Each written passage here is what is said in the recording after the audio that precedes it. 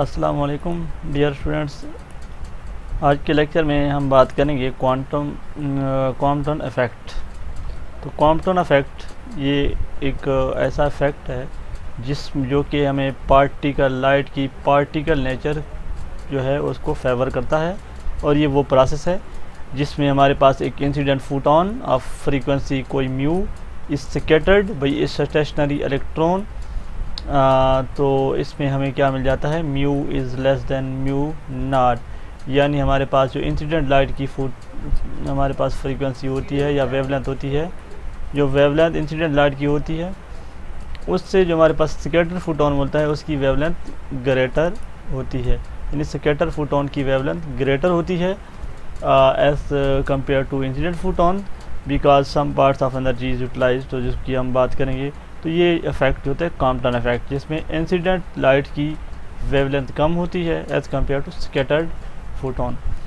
तो क्लासिकली जो point view है इसमें, क्लासिकल क्या कहता है इसके बारे में, हमारे पास जो स्कैटर्ड फोटोन है why this wavelength is greater than incident. According to classical theory the electric intensity of incident radiation of frequency will cause the atomic electron to oscillate with the same frequency. हाँ जी, तो these oscillating electron will subsequently radiate electromagnetic energy with the same frequency.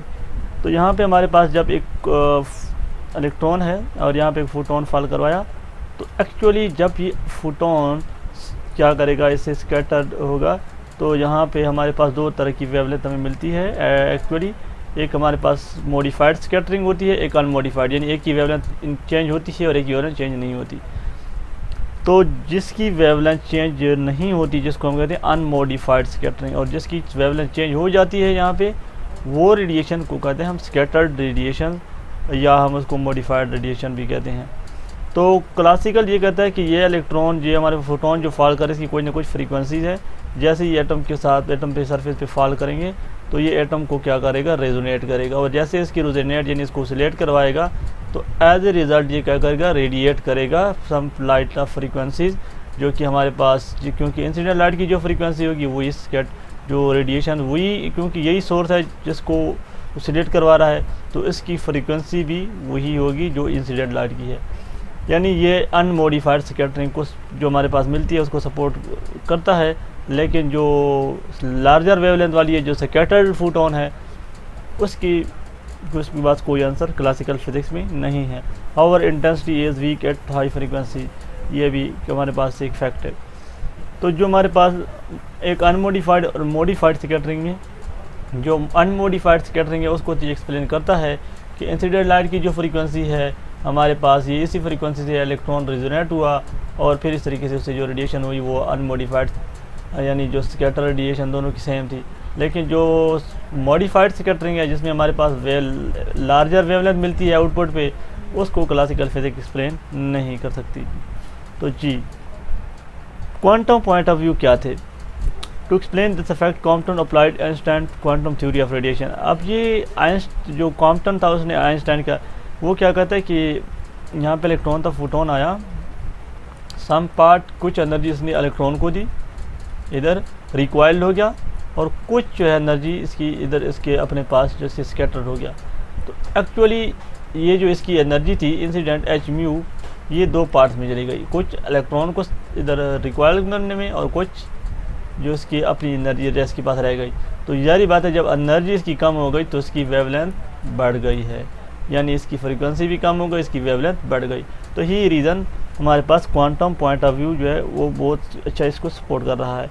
Theoretical interpretation of decrease in frequency was given by quantum itself, यानी theoretical जो interpretation कि हमारे पास जो incident light की वेवलेंथ फ्रीक्वेंसी ज़्यादा है और जो हमारे पास स्कैटर फोटोन है उसकी फ्रीक्वेंसी हमारे पास कम है, क्योंकि कुछ एनर्जी यहाँ पे यूटिलाइज हुई इलेक्ट्रॉन को रिक्वाइल करने में। तो ये क्वांटम व्यू जो कि अच्छे तरीके से एक्सप्लेन करता है एक्सपेरिमेंट के साथ। ये हमारे पास एक थ्योरी है जो कि डेरिवेशन जिसमें हम करेंगे, थ्योरी ऑफ क्वांटम इफेक्ट। हमारे पास इंसिडेंट फोटोन है जिसकी एनर्जी ज़्यादा बात है एच म्यू है, तो इसकी कोरस्पॉन्ड इसका कुछ ना कुछ मोमेंटम होगा जिसको हम लिखते हैं एच कट के एक प्रोपेगेशन फैक्टर होगा, और एक इलेक्ट्रॉन है जो उसके रेस्ट पे पड़ा है तो इसकी रेस्ट में एनर्जी होगी m0 c², और इलेक्ट्रॉन मूव नहीं कर रहा तो इसका मोमेंटम हमारे पास क्या होगा, ज़ीरो। तो ये बिफोर कोलिजन की बात है। जब आफ्टर कोलिजन होता है तो फिर क्या होता है, इलेक्ट्रिक फोटोन इस डायरेक्शन में स्कैटर हो जाता है विद द लार्जर वेवलेंथ और किसी एंगल के साथ, थीटा के साथ। तो बाद में हमारे पास इसकी एनर्जी हो जाती है एच कट ओमेगा प्राइम, और इसकी मोमेंटम को हम लिखेंगे एच कट के प्राइम जी। और जो इलेक्ट्रॉन जिससे रिकॉइल्ड हो गया, इलेक्ट्रॉन की एनर्जी हमारे पास पी स्क्वायर सी स्क्वायर प्लस एम नॉट सी स्क्वायर होल। तो ये हमारे पास जो हमारे पास रिलेटिविस्टिक मैकेनिक्स में ये एक्सप्रेशन हमने पहले पढ़ा था कि जो इलेक्ट्रॉन जब मूव कर रहा होता है तो पहले तो इसमें हमारे पास दो रेस्ट मास एनर्जी प्लस एक मूविंग जो हमारे पास मूव कर रहा है उसकी वजह से एनर्जी, तो टोटल एनर्जी हमारे पास पी स्क्वायर सी square plus M naught square c 4 ये एनर्जी हमारे पास होती है जब इलेक्ट्रॉन मूव कर। लेकिन जब रेस्ट पे होता है तो उसके पास कौन सी एनर्जी होती है, रेस्ट मास एनर्जी। अब इलेक्ट्रॉन जो कि रेस्ट पे है तो उसकी मूव कर रहा है, इस केस में तो हमारे पास दो एनर्जी पी सी square plus M naught square c 4। तो ये हमारे पास टोटल एनर्जी जो कि इस इलेक्ट्रॉन के पास होगी जी। तो हम क्या करते हैं, law of conservation of momentum और एनर्जी अप्लाई करते हैं अपनी इक्वेशन को, एक्स कंपोनेंट वालों को अलहदा, वाई वालों को अलहदा, और दोनों को म्यूचुअली सॉल्व करते हैं। तो एनर्जी की इक्वेशन हमारे पास, क्योंकि पहले एनर्जी फोटोन की थी एच कट ओमेगा और इसकी रेस्ट मास एनर्जी इलेक्ट्रॉन की थी एम नॉट सी स्क्वायर। बाद में हमारे पास फोटोन की energy H cut omega naught, और जो हमारे पास इलेक्ट्रॉन है उसकी एनर्जी हमारे पास ये बन जाती है जो हमने उधर लिखी है पी स्क्वायर सी square plus M naught square c 4। और मोमेंटम का अगर हम अप्लाई करें तो H cut k is equal to electron का मोमेंटम प्लस फोटोन का बाद में मोमेंटम, क्योंकि पहले तो इलेक्ट्रॉन रेस्ट पे था तो उसका मोमेंटम पहले वाले इलेक्ट्रॉन कोलिजन से पहले इलेक्ट्रॉन का मोमेंटम क्या था, 0 था। तो कहते हैं द फर्स्ट इक्वेशन, यानी इस इक्वेशन को अगर हम रीअरेंज करें थोड़ा बहुत, तो यहाँ पे आप पी स्क्वायर सी square plus M naught square सी स्क्वायर की वैल्यू फाइंड करनी, तो दोनों सारी बातें इन टर्म को दूसरी तरफ लेके जाना पड़ेगा, और इसका स्क्वायर ले लिया हमने, यानी जो फर्स्ट टर्म है इसका स्क्वायर ले लिया, और ये जो स्क्वायर रूट वाली टर्म है इसको हमने सेपरेट आउट कर लिया। इसके बाद सेकंड टर्म की बात आएगी, सेकंड इक्वेशन, इसमें हम कुछ ना कुछ अरेंजमेंट कर सकते हैं, यानी कि आप जो है इसमें ये एच कट के इस इक्वेशन ये एच के को दूसरी तरफ ले जाए तो आपके पास बन जाएगा H cut K minus K naught is equal to P C square. और ये इक्वेशन अगर हम रीअरेंज करें तो एच कट के माइनस के prime plus M naught C square is equal to this thing. ये कौन सी इक्वेशन बनेगी, ये वाली इक्वेशन, क्योंकि K is equal to omega over 3, तो H cut K minus H cut K prime plus M naught C square is equal to, और ये भी पी ई की जो वैल्यू है ये वैल्यूज़ हम यहाँ से फाइंड कर सकते हैं अगर हम इन टर्म को दूसरी तरफ ले जाएं। तो ये हमारे पास ये वाली इक्वेशन ये वाली आ गई, ये पी ई स्क्वायर, और ये जो पी ई स्क्वायर है ये जो सेकंड इक्वेशन है उससे भी हम पी एस सी स्क्वायर की वैल्यू फाइंड कर सकते हैं, यानी इस इक्वेशन से, ये वाली इक्वेशन, इससे भी हम पी ई की वैल्यू फाइंड कर सकते हैं। कैसे फाइंड करेंगे कि ये टर्म दूसरी तरफ जाएगी एच के माइनस एच के प्राइम, तो पी ए बनेगा, तो पी ई यानी मोमेंटम ऑफ इलेक्ट्रॉन, इसको खुद के साथ मल्टीप्लाई करेंगे तो पी ई स्क्वायर बन जाएगा, जो कि ये उसने P E square equal to H cut square K minus K naught square, तो ये बनेगा H cut square K square minus 2 K prime cos of theta plus K, दो वेक्टर का हमने डॉट प्रोडक्ट लिया है। अब हम क्या करते हैं, इन दो इक्वेशन को क्या कर लेंगे, कंपेयर कर लेंगे, और कुछ टर्म हमारे पास एच कट स्क्वायर की इक्वल है, ये जो टर्म है ये हमारे पास इसकी इक्वल है, और ये जो टर्म हमारे पास 0 की इक्वल है, क्योंकि इसका हमारे पास काउंटर कहाँ पे कोई टर्म नहीं है। तो फिर हमारे पास जो टर्म बच जाएगी M naught C K is equal to this thing, यानी जो के माइनस के प्राइम वाली जो हमारे पास है। तो जब हमने दोनों इक्वेशन को कंपेयर किया तो हमारे पास ये 1 पॉइंट यानी ये इक्वेशन और इस इक्वेशन को हम क्या करेंगे, कंपेयर करेंगे। तो कंपेरिजन के बाद हमें ये इक्वेशन मिल जाएगी M naught C k minus के prime is equal to H cut k into 1 minus cos of theta. इससे हम कुछ सेपरेशन करेंगे के माइनस के प्राइम, और ये के प्राइम को डिवाइड करेंगे यहाँ से एच ओवर एम नॉट सी स्क्वायर, और इस तरीके से इस इक्वेशन को 1 over K prime minus 1 over K equal to H over M naught C into 1 minus cos of theta. ये सिंप्लीफाइड एक फार्मूलेशन है, इसमें आप इजीली कर सकते हैं। तो यहाँ से के को आप 2 पाई ओवर लेमडा की फार्म में भी लिख सकते हैं, lambda prime lambda is equal to 2 h pi h cut over M naught c 1 minus cos theta, जिसको हम फर्दर लिखते हैं। अगर हम एच कट की value h over 2 pi put करें तो यहाँ से ये बन जाएगा h over M naught C into 1 minus cos of theta. तो ये हमारे पास ये जो डेल्टा लेमडा है ये कॉम्पटन वेवलेंथ इसको कहते हैं, और ये 1 माइनस काज थीटा कहता है कि when photon of the incident radiation collide with the tightly bound, तो टाइटली बाउंड का मतलब इसका मास बहुत ज़्यादा होगा, रिड्यूस मास जिसे हम कहते हैं। तो जब मास ज़्यादा होगा तो ये वेवलेंथ ये डेल्टा वेवलेंथ लेमडा बहुत स्मॉल होगी, जिसकी वजह से हमें इसको डिटेक्शन में या हमें ज़्यादा रिजॉल्विंग पावर वाला कोई इलेक्ट्रॉन माइक्रोस्कोप या जो कोई और जो स्पेक्ट्रोस्कोप की कोई हमारे पास है तो वो यूज़ करेंगे, तभी हमारे पास कुछ रिजॉल्व यानी जो हमारे पास दो वेवलेंथ है वो रिजॉल्व हुई नज़र आएंगी। अदरवाइज़ फिर हम जो कॉम्प्टन शिफ्ट है वो ऑब्ज़र्व नहीं कर सकेंगे। अगर हमारे पास टाइटली बाउंड इलेक्ट्रॉन होगा विद द न्यूक्लियस तो हमें लूजली बाउंड इलेक्ट्रॉन यूज़ करना है। अगर हमें डेल्टा लैम्डा ज़्यादा चाहिए तो कहते हैं since the mass of an atom is much greater than that of electron the Compton shift in this case will be negligible, जिसमें हमारे पास टाइटली बाउंड इलेक्ट्रॉन होंगे and lambda is prime is practically coincide with the lambda. This explain the existence of unmodified radiation in all angle.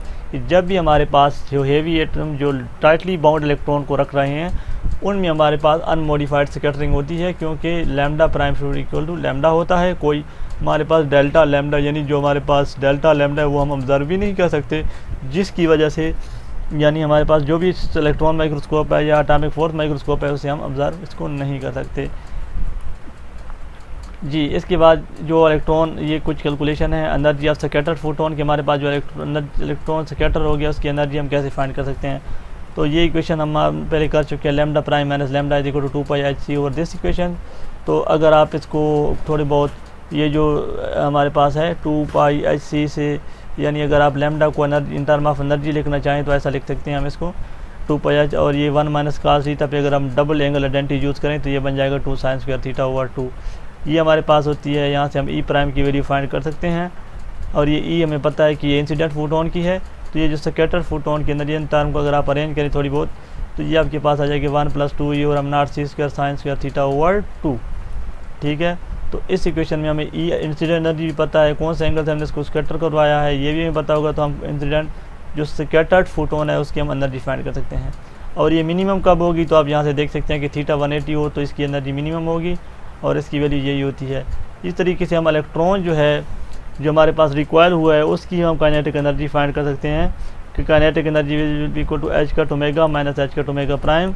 इसको अगर आप लिखते हैं 2πhc over lambda, यानी in term of wavelength भी आप लिख सकते हैं minus 2πhc over lambda prime. यहाँ से आप इनको थोड़ा बहुत एलसीएम वगैरह ले लेंगे तो ये आ जाएगा, और एनर्जी हमारे पास होती है ई माइनस ई प्राइम। तो ई माइनस ई प्राइम हमारे पास कौन सी एनर्जी है, ये जो हम पहले फाइंड कर चुके हैं स्कैटर्ड फोटोन की, क्योंकि हमें इलेक्ट्रॉन की क्या चाहिए, रिक्वायर्ड एनर्जी चाहिए, कितनी एनर्जी इलेक्ट्रॉन को इम्पार्ट हुई।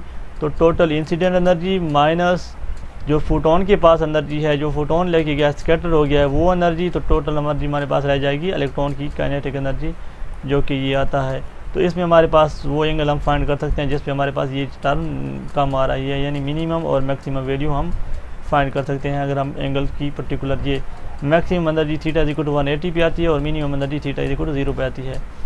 अब अगर हम रिक्वायर्ड डायरेक्शन ऑफ इलेक्ट्रॉन के इलेक्ट्रॉन किस डायरेक्शन में रिक्वायर्ड होगा, तो अगर हम दोनों एक्स और वाई कंपोनेंट वालों को देख लेते हैं, पी पर cos prime plus P cos theta is equal to P, और वर्टिकल कंपोनेंट ऑफ मोमेंटम हम इन दोनों को एक दूसरे पे डिवाइड कर लेते हैं, तो हमारे पास एंगल में जाए required angle tan φ is equal to P prime sine theta. तो ये पी प्राइम इसको आप एनर्जी की फॉर्म में लिख सकते हैं, तो ई prime sine theta over E minus ई प्राइम कास थीटा। तो ये हमें रिक्वायर्ड एंगल दे देगा, और हम मैक्सिमम रिक्वायर्ड एंगल भी फाइंड कर सकते हैं कि मैक्सिमम इलेक्ट्रॉन 90 के एंगल से रिक्वायल हो सकता है, इससे ज़्यादा एंगल पे रिक्वायल नहीं हो सकता। ये just for required angle of electron के लिए है जी। इसके बाद लिमिटेशन आ जाती है कि हमारे पास क्वांटम थ्योरी कौन कौन से पॉइंट को एक्सप्लेन नहीं करती है। पहली बात यह है कि जैसे हमने बात की कि अनमोडिफाइड स्कैटरिंग को एक्सप्लेन नहीं करती। It has been observed that intensity of modified, हाँ जी, कि हमारे पास जो मॉडिफाइड स्कैटरिंग और अनमोडिफाइड स्कैटरिंग जब दोनों है तो एक इंटेंसिटी दूसरे से ज़्यादा होती है, यानी जो लाइटर एलिमेंट की होती है इसमें हमारे पास मॉडिफाइड एक्सरे की ज़्यादा इंटेंसिटी होती है। But for heavier element reverse result have been obtained कि हेवियर एलिमेंट में हमारे पास क्या होता है, मॉडिफाइड जो एक्सरेज होती है उसकी वेव इंटेंसिटी कम होती है और दूसरे की अनमोडिफाइड की ज़्यादा होती है। तो इसका हमारे पास क्वांटम थ्योरी में कोई लॉजिक्स नहीं है, कोई हमारे पास आंसर नहीं है। तो ये वो वाले पॉइंट्स हैं जो कि क्वांटम थ्योरी एक्सप्लेन नहीं कर सकती। तो इसके बाद यहाँ पे मैं स्टॉप करूँगा, और मज़ीद इसकी रेलेवेंट जो भी प्रॉब्लम होगी हम मैं आपके साथ इंशाल्लाह शेयर करूँगा। हम इनके प्रॉब्लम की प्रैक्टिस करेंगे, जैसे ही हमारे पास ये मॉडर्न फिजिक्स के सारे टॉपिक हम क्या करें कवर अप कर लेंगे जो फर्स्ट चैप्टर है। तो यहाँ पे स्टॉप कर लेंगे।